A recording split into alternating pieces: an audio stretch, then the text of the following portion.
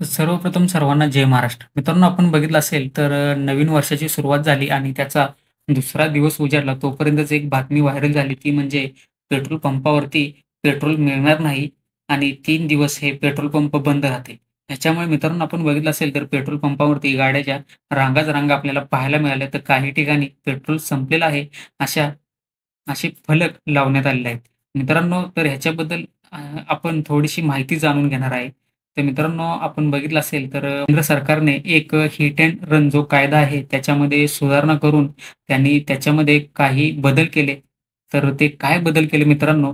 तर मित्रांनो त्यांनी त्याच्यामध्ये असं सांगितलं आहे जर अपघात झाला, जर एखाद्या ड्रायव्हरकडून अपघात झाला तर तो व्यक्ती तिथून जर पळून गेला तर त्याला ₹7,00,000 दंड आणि 10 वर्षाची सक्त मजुरीची सजा ही त्याच्यावरती कारवाई करण्यात येईल. मित्रांनो ह्या कायद्यामुळेच आपण बघितलं असेल तर जे ट्रक चालक आहेत आणि जे काही खाजगी बसेस आहेत, या चालकांनी 3 दिवसाचा संप पुकारला. मित्रांनो आपण बघितलं असेल तर मित्रांनो ह्याच्या आधी आपण एक जाणून घेऊया, की सुरुवातीला हा कायदा काय होता? मित्रांनो आय-पी-सी कलम 304 ए याच्यामध्ये असं सांगितलं होतं, की जर एखाद्याकडून अपघात झाला तर त्याला 2 वर्षाची शिक्षा आणि काही प्रमाणामध्ये त्याला दंड आकारण्यात येईल. पण मित्रांनो ह्याच्यामध्ये आता सुधारणा सुधारणा करून त्यांनी हिट अँड रन हा जो कायदा आहे त्याच्यामध्ये आपण बघितलं असेल तर मी तुम्हाला आधी सांगितलं, तर ह्या ज्या तरतुदी केल्यामुळेच हां, आपण बघितलं असेल तर त्याच्यामुळेच हे जे ही जी बातमी आहे ती पसरली. कारण मित्रांनो काही ठिकाणी बघितलं असेल तर काही ठिकाणी चक्काजाम आंदोलनसुद्धा करण्यात आली. बाकी यू-पी असेल, बाकीचे जे काही राज्य आहेत त्याच्यामध्ये सुद्धा ह्याचे पडसाद उमटताना आपल्याला पाहायला मिळाले. तिथूनच याची सुरुवात झाली. मित्रांनो त्यांचं म्हणणं असंच आहे, की हे जे काही अपघात होतात किंवा ट्रक चालकांचं असं म्हणणं आहे, हे जे अपघात आहेत ते कोणी मुद्दाम घडवून आणत नाहीत. काही ठिकाणी धुक्याचं प्रमाण जास्त असतं किंवा काही ठिकाणी हे घाट सेक्शन भरपूर प्रमाणात असतात. त्याच्यामुळे हे अपघात होण्याचे चान्सेस जास्त असतात.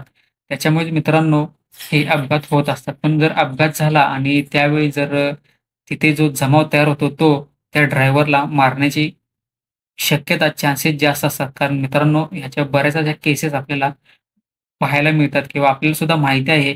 जर तिथे जो जमलेला जमाव असतो तो त्या ड्रायव्हरला तिथे चोप देण्याचा प्रयत्न करतो. त्याच्यामुळेच त्यांचं असं म्हणणं आहे, जरी आम्ही थांबलो, तरी तिथला जो जमाव आहे तो त्यांना मारू शकतो.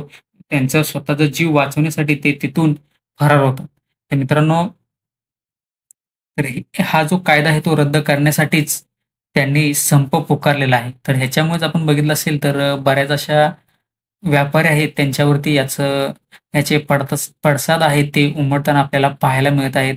जे काही अ, श भाजीपाल्याचे आहेत किंवा भाजीपाला असेल असे बरेच जिथे ट्रान्सपोर्टची गरज असते, जिथे मोठ्या-मोठ्या गाड्या ट्रान्सपोर्टसाठी लागतात, त्यांनी संप पुकारल्यामुळे त्यांच्यावरती आपल्याला परिणाम होताना पाहायला मिळत आहे. तर मित्रांनो ह्याच्याबद्दल आता काय अपडेट येते हे आपण पुढच्या व्हिडिओमध्ये आपण जाणून घेऊ. तर मित्रांनो जर तुम्ही आपल्या चॅनलवरती जर नवीन असाल तर आपल्या चॅनलला सबस्क्राईब करायला विसरू नका.